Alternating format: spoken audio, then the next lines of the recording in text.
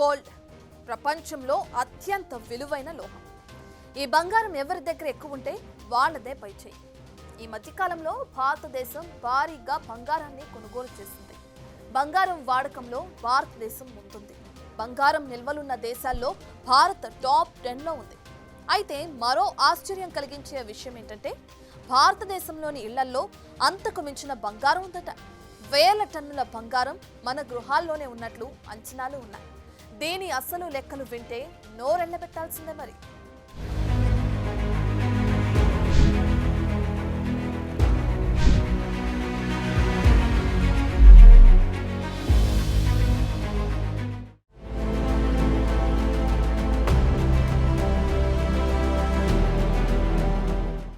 భారతదేశంలో బంగారం ఉండని ఇల్లు ఉందంటే నమ్మడం కష్టం. క్లాస్తో సంబంధం లేకుండా ఎంతో కొంత కనకం కొనడం మనోళ్లకున్న వారసత్వ సంపద. అందుకే భారతదేశంలో బంగారంతో అనుబంధం శతాబ్దాలుగా కొనసాగుతూనే ఉంది. ఇక్కడ ఈ లోహానికి మతపరమైన, ఆర్థిక కోణం నుండి ప్రాముఖ్యత ఉంది. అంతకు మించి భారతీయులకు బంగారం అంటే చాలా ఇష్టం కూడా. ముఖ్యంగా భారతీయ మహిళలు బంగారు ఆభరణాలు కొనుగోలు చేయడంలో ముందు వరుసలో ఉంటారు. బంగారం అంటే చాలా మందికి ఇష్టం. అయితే ఇక్కడ చాలా మందికి ఇదొక వ్యసనం కూడా. అయితే ఇటీవల మరింత ఖరీదైన ధర కారణంగా దానిని కొనడం అందరికీ అంత ఈజీ కాదు. అయినప్పటికీ ప్రపంచంలోని అత్యధిక బంగారం ఉన్న దేశాల్లో భారత్ టాప్లో ఉండడం విశేషం. అందుకే భారత్ను ఒకప్పుడు సోనేకి చిడియా అని పిలిచేవారు. అయితే మొఘల్ ఆక్రమణదారులు, బ్రిటిష్ వారు భారతదేశాన్ని భారీగా దోచుకున్నారు. అందులో భారీ మొత్తంలో బంగారాన్ని కూడా ఎత్తుకెళ్లారు. అయినా కానీ నేటికి బంగారాన్ని కాపాడుకోవడంలో భారతదేశం సోనేకి చిడియాలానే ఉంది. ఇటీవల వరల్డ్ గోల్డ్ కౌన్సిల్ వెల్లడించిన నివేదిక ప్రకారం భారతీయ మహిళల వద్ద దాదాపు 22,000 టన్నుల బంగారం ఉంది. దాని విలువ దాదాపు $1 ట్రిలియన్, అంటే దాదాపు 100 లక్షల కోట్లకు పైమాటే. భారతీయ మహిళల వద్ద ఇంత మొత్తంలో బంగారం ఉండడం ప్రపంచంలోని అత్యధికం. ఎందుకంటే ప్రపంచంలోని టాప్ 5 బ్యాంకుల్లో కూడా ఇంత బంగారం నిల్వలు లేవంట. ఇక ఇది భారతదేశం 26 సంవత్సరాల కాలంలో ఆభరణాలు, కడ్డీలు, నాణాలను తయారు చేయడానికి దిగుమతి చేసుకున్న బంగారంతో సమానం. అయితే ఎటూ కదలకుండా మగ్గుతున్న ఈ బంగారాన్ని రన్నింగ్లో పెట్టడానికి, దిగుమతులను తగ్గించుకోవడంలో సహాయపడడానికి గోల్డ్ ట్రేడ్ సంస్థలు ప్రభుత్వానికి లేఖ రాశాయి. రాబోయే బడ్జెట్లో బంగారం డిపాజిట్లకు అనువైన కాలపరిమితి, అధిక వడ్డీ రేట్లు అందించడం ద్వారా ఇంట్లో దాక్కున్న గోల్డ్ బయటపడుతుందని అంటున్నారు.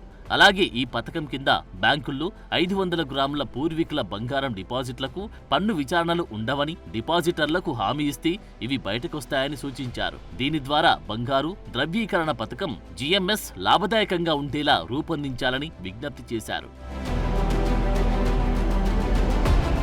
అయితే 2024 మొదటి 11 నెలల్లో భారతదేశం బంగారు దిగుమతులపై రికార్డు స్థాయిలో $47 బిలియన్ ఖర్చు చేసింది. ఇది 2023లో బంగారం ధరలు రికార్డు స్థాయికి పెరగడం వల్ల ఖర్చు చేసిన $42.6 బిలియన్ కంటే ఎక్కువ. అయితే లాకర్లలో ఉన్న నిష్క్రియ బంగారాన్ని బయటకు తీసుకురావడానికి కస్టమర్లను ఒప్పించాలని నిపుణులు అంటున్నారు. దీనికి గుర్తింపు పొందిన ప్రసిద్ధ రిటైల్ ఆభరణాల వ్యాపారుల భాగస్వామ్యం కోరుతున్నారు. దీన్ని సులభతరం చేయడానికి ప్రభుత్వం GMS ని సవరించాలని అంటున్నారు. ఇప్పటికే భారతదేశం 800 నుంచి 850 టన్నుల బంగారాన్ని దిగుమతి చేసుకుంది. నిపుణుల అభిప్రాయం ప్రకారం 22,000 టన్నుల బంగారాన్ని సమీకరించే సామర్థ్యం ఉన్నప్పటికీ విధానపరమైన, విశ్వసనీయ సమస్యల కారణంగా GMS భాగస్వామ్యం తక్కువగా ఉందని అంటున్నారు. అందుకే భారత నివాసితుల్లో నమ్మకాన్ని పెంపొందించడానికి 500 గ్రాముల వరకు పూర్వీకుల బంగారు డిపాజిట్లను పన్ను విచారణల నుండి మినహాయించాలని ప్రభుత్వానికి లేఖ రాశారు. అయితే విభిన్న డిపాజిటర్ల అవసరాలను తీర్చడానికి బ్యాంకులు సౌకర్యవంతమైన కాల పరిమితిని అందించాలని అంటున్నారు. ప్రస్తుత నియామకాల ప్రకారం ఒకేసారి కనీసం 10 గ్రాముల ముడి బంగారాన్ని, అంటే బంగారు కడ్డీలు, నాణాలు, రాళ్లు, బంగారు ఆభరణాలు డిపాజిట్ చేయడానికి అనుమతి ఉంటుంది. ఈ పథకం కింద డిపాజిట్ చేయడానికి గరిష్ట పరిమితి కూడా లేదు. అలాగే ఈ పథకం స్వల్పకాలిక, అంటే 1 నుండి 3 సంవత్సరాలు, మధ్యకాలిక అంటే 5 నుండి 7 సంవత్సరాలు, చివరిగా దీర్ఘకాలిక అంటే 12 నుండి 15 సంవత్సరాలు డిపాజిట్లను అనుమతిస్తుంది. అయితే మధ్యకాలిక, దీర్ఘకాలిక డిపాజిట్లలో 5 నుండి 7 సంవత్సరాల డిపాజిట్లకు 2.25%, 12 నుండి 15 సంవత్సరాల డిపాజిట్లకు 2.5% వడ్డీని ఆకర్షిస్తూ ఉండగా స్వల్పకాలిక డిపాజిట్లపై వడ్డీని సంబంధిత బ్యాంకు నిర్ణయిస్తుంది. దీనివల్ల బంగారం రొటేషన్లలో ఇబ్బందులు ఎదురవుతున్నట్లు నిపుణులు పేర్కొన్నారు. దీని దిశగా ప్రభుత్వం దృష్టి పెట్టాలని కోరుతున్నారు.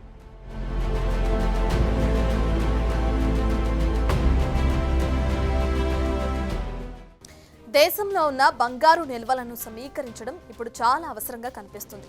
ఇది దేశ ఆర్థిక స్థిరత్వాన్ని పెంచుతుంది, అలాగే విదేశీ దిగుమతులపై ఆధారపడడాన్ని తగ్గిస్తుంది. అయితే దీనికోసం ఇళ్లలో ఉన్న బంగారంపై ఆధారపడాలా, లేదంటే సంస్థాగత బంగారంపై, ముఖ్యంగా దేవాలయాల వద్ద ఉన్న బంగారంపై దృష్టి పెట్టాలా అనేది ఇప్పుడు చర్చకు దారితీసింది.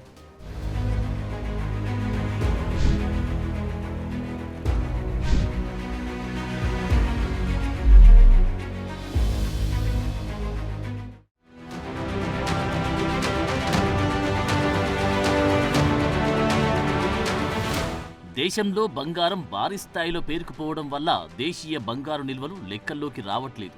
దీనితో భారతదేశం దిగుమతులపై ఆధారపడుతుంది. దేశంలో ఉన్న ఇంత బంగారం మార్కెట్లోకి వస్తే ఇతర దేశాల నుండి భారత్ బంగారాన్ని దిగుమతి చేసుకోవడం తగ్గుతుంది.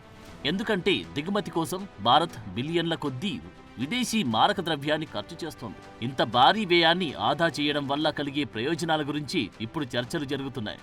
అదే దేశంలో నిరుపయోగంగా మూలుగుతున్న 22,000 టన్నుల బంగారం బయటకొస్తే భారతదేశం 35 సంవత్సరాల పాటు బంగారాన్ని దిగుమతి చేసుకోవాల్సిన అవసరం లేదు. అందుకే భారతీయుల దగ్గర ఉన్న బంగారం మార్కెట్లో లేకుండా నిరుపయోగంగా ఉన్న సమస్యకు పరిష్కారం అవసరమైంది.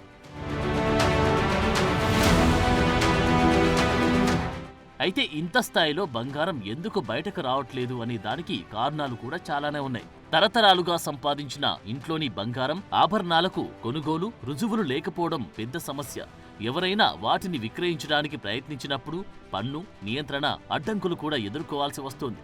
ఇక బంగారం ఈ దేశంలో ఒక భావోద్వేగ అనుబంధంతో కూడుకున్న అంశం. కాబట్టి వారసత్వం సంపదగా వచ్చినా ఇప్పుడు కొనుగోలు చేసినా దాన్ని తిరిగి అమ్మడం అనేది చాలా క్లిష్టతరమైన వ్యవహారం. తీవ్రమైన ఆర్థిక పరిస్థితులు ఎదురైతే తప్ప తమ బంగారాన్ని మార్కెట్లోకి తీసుకొస్తారు.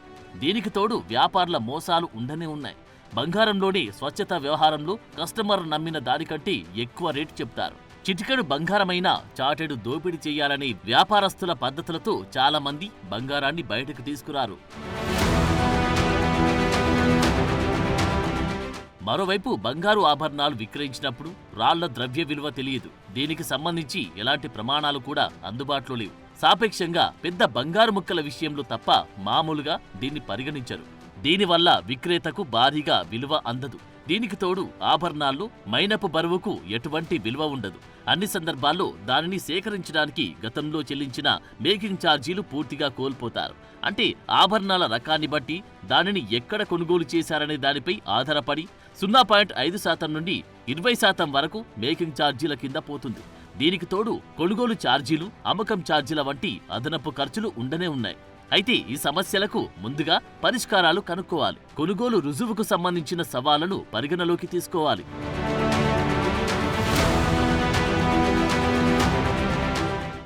ఇక సంస్థాగత బంగారం విషయానికి వస్తే దేవాలయాలు వంటి మతపరమైన సంస్థల ఆధీనంలో ఉన్న బంగారాన్ని సమీకరించడానికి అవకాశముంటుంది. 5,000 టన్నులకు పైగా అంటే సుమారుగా $3.75 ట్రిలియన్ విలువైన బంగారం నుండి 10,000 టన్నుల వరకు ఉండి ఆలయ బంగారు నిల్వలు బంగారాన్ని సమీకరించడానికి ఆచరణీయమైన మార్గంగా ఉంటాయి. ఇవి వ్యక్తిగత హోల్డింగ్ల మాదిరిగా కాక పన్నులు, నిధుల, వనరుల అవసరాలకు లోబడి ఈ ఆలయ ఆస్తులుండవు. కాబట్టి బంగారం సమీకరించే ప్రక్రియను ఇది సులభతరం చేస్తుంది. కాబట్టి వీటిని దేశంలోని విశ్వసనీయ గుర్తింపు పొందిన బంగారు శుద్ధి కర్మాగారాలతో భాగస్వామ్యం చేయడం ద్వారా దేవాలయాలు తమ విభిన్న బంగారు నిల్వలను ప్రామాణికమైన స్వచ్ఛమైన బంగారు కడ్డీలుగా మార్చుకుంటాయి. ఇది అమ్మకం లేదా పెట్టుబడికి అనుకూలంగా ఉంటాయి. ఇక స్వచ్ఛమైన బంగారు కడ్డీలుగా మార్చిన తర్వాత దేవాలయాలు బంగారాన్ని ఆస్తులుగా నిలుపుకోవడమో లేదంటే బ్యాంకులకు, వ్యాపారులకు విక్రయించే అవకాశం ఉంటుంది. అమ్మకాల ద్వారా వచ్చే ఆదాయాన్ని మరో మార్గంలో ఆదాయం సంపాదించడానికి పెట్టుబడిగా పెట్టొచ్చు. అలాగే నిలుపుకున్న ఆస్తులను వడ్డీని సంపాదించడానికి బ్యాంకులకు అప్పుగా ఇవ్వవచ్చు. తద్వారా నిల్వ, బీమా ఖర్చులు కూడా తగ్గుతాయి. ఇక బ్యాంకులు కూడా బంగారు ఆభరణాల ఫ్యాక్టరీలకు, దేవాలయాలకు చెల్లించే దానికంటే ఎక్కువ వడ్డీ రేటుకు రుణాలు ఇవ్వడం ద్వారా లాభాలను కూడా ఆర్జిస్తాయి. ఇది దేశ భవిష్యత్తుకు తోడ్పడుతుంది. కాబట్టి దేవాలయాలు తమ బంగారాన్ని ఎంతవరకు అమ్ముతి అది భారతదేశ బంగారు దిగుమతులను అంత తగ్గిస్తుంది. ఇది విలువైన విదేశీ మారక ద్రవ్యాన్ని సంరక్షించడంలో సహాయపడుతుంది.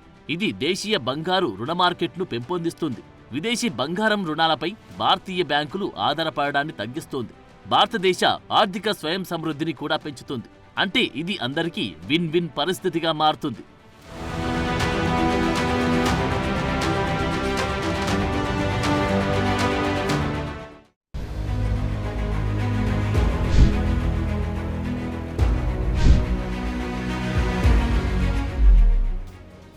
నయా భారత్ సాకారం కావాలంటే మన దేశంలోనే ఉన్న బంగారు నిల్వలను ఉపయోగించుకోవాలి. అయితే దీనికి విధాన నిర్ణేతలు, మత సంస్థలు, ప్రైవేట్ రంగాల మధ్య సహకారం కావాలి. అప్పుడే భారతదేశం తన బంగారు నిల్వల పూర్తి సామర్థ్యాన్ని వినియోగించుకుంటుంది. అది దేశ ప్రజలకు, దేశానికి ఉపయోగపడుతుంది. For more videos like this, subscribe Big TV channel.